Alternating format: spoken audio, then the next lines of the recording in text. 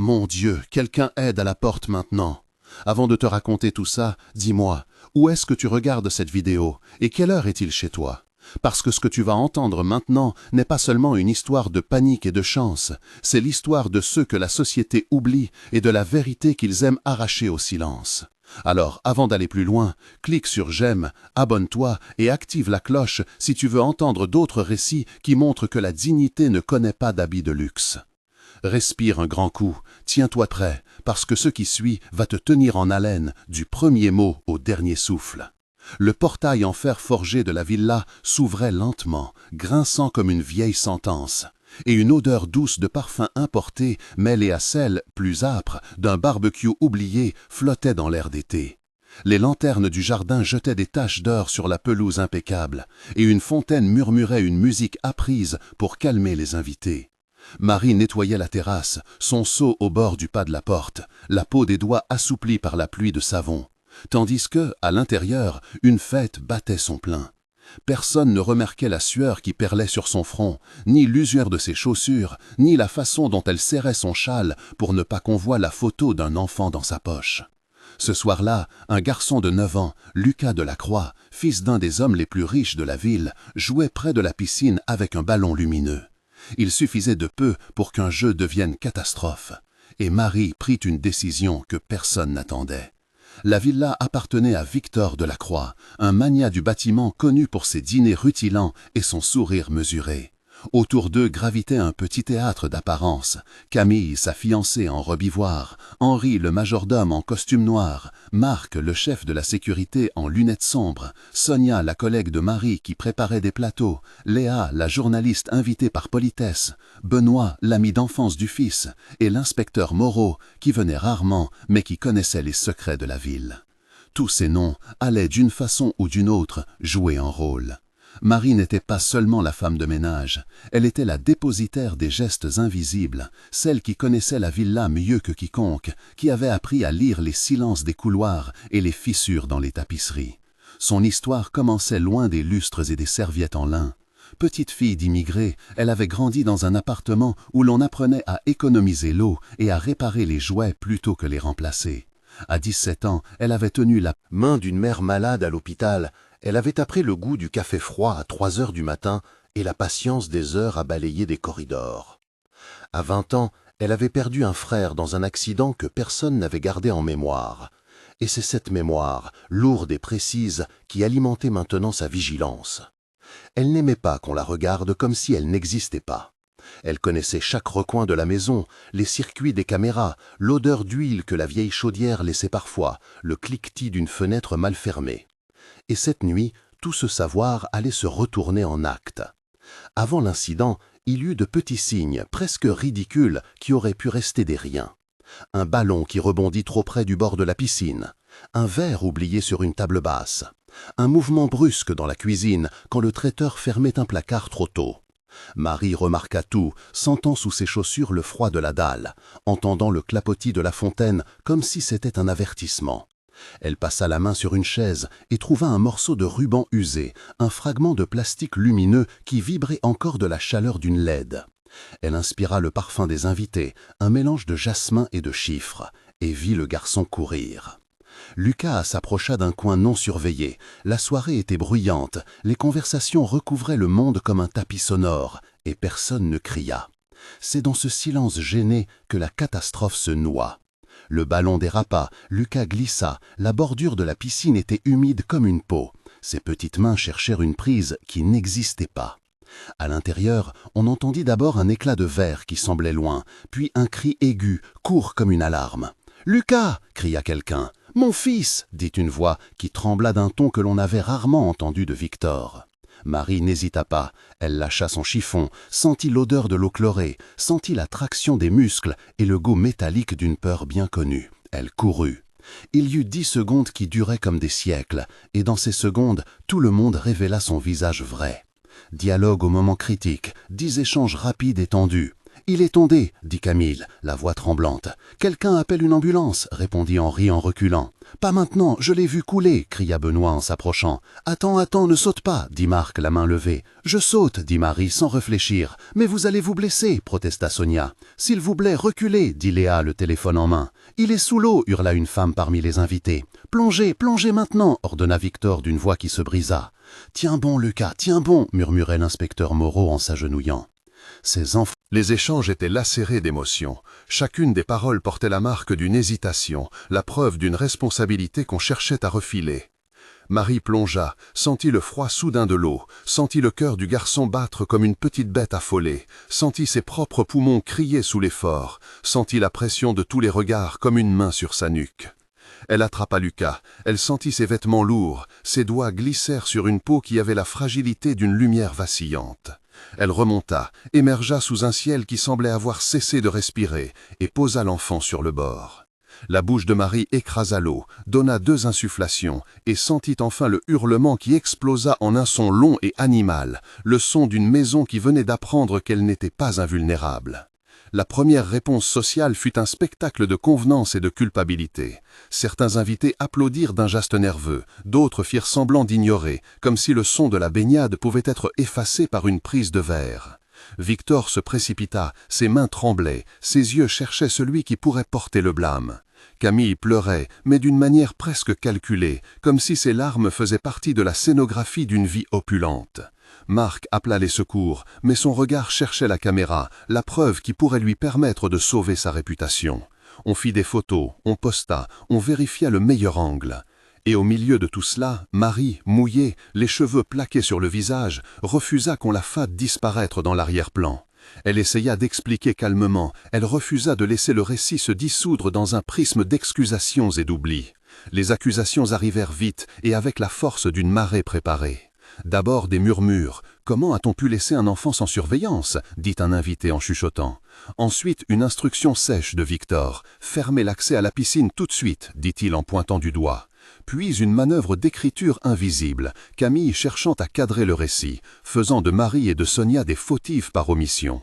Une version fut construite en quelques minutes, un jeu dangereux, un laxisme, une maladresse. Marie sentit la tentative de montage, cette fabrication de la vérité par des gestes administratifs et par des regards complices. Elle sentit l'envie de certains de nier et la gêne transformée en agressivité. Lorsque l'inspecteur Moreau posa des questions, on sentit la manipulation, la façon dont certains rangent les responsabilités dans des enveloppes étiquetées. Mais la vérité, inattendue et crue, apparut grâce à une petite caméra de sécurité mal placée, un appareil que Marie connaissait par cœur pour l'avoir repéré lors d'une séance de maintenance. Plus encore, un téléphone avait filmé l'instant, un invité shy avait gardé la vidéo sur son téléphone, et Léa, la journaliste, sans le savoir, avait débuté l'enregistrement parce qu'elle cherchait un angle pour un reportage. La découverte des preuves changea la donne. Une fois la vidéo lue, la scène n'était plus une interprétation, mais un document. Les images montraient le ballon, la poussée du garçon, l'absence d'un filet de sécurité au bord de la piscine, la barrière laissée ouverte pour des invités qui allaient et venaient. Elle montrait aussi Marie plongeant, ses gestes précis, sa panique contrôlée. La vidéo parlait mieux que 1000 discours. On entendait le clapotis, on voyait l'eau former des ondulations, on distinguait le visage de Victor blêmir, on voyait Camille reculer. La manière technique dont la preuve fut extraite fut brève mais décisive. Un agent informatique copia la séquence de la caméra sur une clé USB, hors-datant le fichier et inscrivant sa signature numérique pour assurer la chaîne de garde. Puis la vidéo du téléphone fut envoyée aux autorités pour comparaison des métadonnées et vérification de l'authenticité. Cette procédure de sécurité renforcée garantissait que personne ne pourrait altérer la séquence sans laisser de traces techniques. C'était une preuve qui ne s'effaçait pas avec les discours. Les mots « chaîne de garde » et « signature numérique » sonnèrent comme un verdict à haute voix. Avec la preuve en main, le climat changea. Au lieu de deviner qui avait tort, la société fit un pas vers le concret. Les réactions furent multiples. Le majordome Henri fut le premier à baisser les yeux, conscient qu'il n'avait pas maintenu les mesures convenues. Marc, le chef de la sécurité, tenta un argumentaire professionnel, mais ses explications sonnèrent creux face aux pixels. Certains invités se rangèrent du côté de la compassion, d'autres virent une opportunité médiatique et Léa, la journaliste, appela ses contacts pour transmettre l'enregistrement. Benoît, ami du garçon, pleura en silence. L'inspecteur Moreau prit des notes et demanda que l'on retienne les images pour l'enquête. Des voisins, tels que Mireille et Paul, s'approchèrent pour offrir des couvertures. Et un photographe amateur, Julien, remit ses clichés à la police. On nomma ainsi au moins 8 personnes qui intervinrent à des degrés divers. Victor Delacroix, Camille, Marc, Henri, Sonia, Léa, Benoît, Élise la voisine et l'inspecteur Moreau. Chacun eut un rôle précis lorsque la communauté se replia pour encadrer le récit. Les moments de tension ne disparurent pas avec la preuve. Au contraire, ils se multiplièrent et se complexifièrent. Premier moment de tension, la confrontation entre Marie et Victor, intense et lente, où les deux poids du monde se rencontraient. Marie avec son courage ordinaire, Victor avec sa posture de puissance. Il y eut des phrases qui coupèrent comme des lames, des silences qui pesèrent comme des murs, et chacun cherchait à arracher une vérité qui tienne la route. Deuxième moment de tension, la tentative de récupérer et de manipuler les images par des intermédiaires envoyés par la direction de Victor, des gens en costume qui proposèrent d'effacer les séquences ou de négocier, offrant de l'argent, du secret, un arrangement pour éteindre l'affaire. Troisième moment, la presse qui arriva, les caméras, les micros, les slogans qui transformèrent un sauvetage en tribunal public. Quatrième moment, l'annonce d'une éventuelle plainte, des analyses juridiques, des menaces voilées envoyées à Marie pour la faire taire.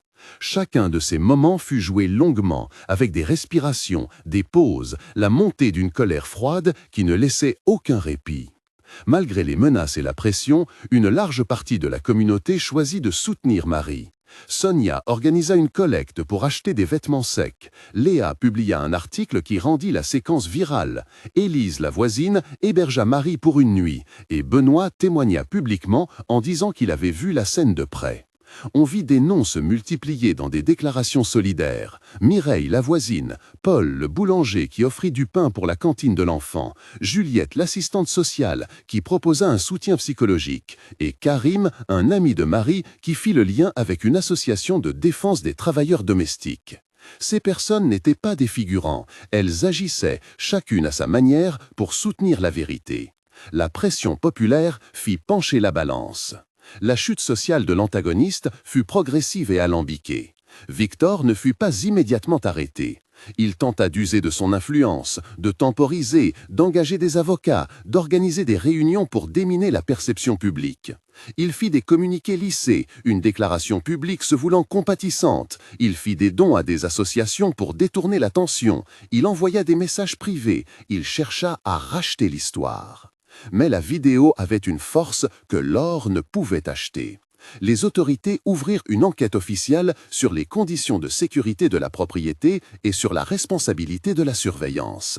Des inspecteurs techniques relevèrent l'absence d'une barrière de protection conforme, des témoins furent appelés et des auditions eurent lieu. La pression médiatique devint un levier juridique. Sous le poids des preuves, de la colère publique et de la possibilité d'un procès, Victor dut céder du terrain. Il laissa la maison aux mains des enquêteurs et accepta de coopérer. Certains employés furent suspendus, le majordome fut interrogé, la sécurité interne fit l'objet d'un audit. Pour Marie, la reconnaissance initiale fut brute. On la complimenta, on la posa en photo devant les caméras, on lui offrit un soutien financier symbolique, des bouquets, des paroles qui tentaient d'habiller son acte de dignité.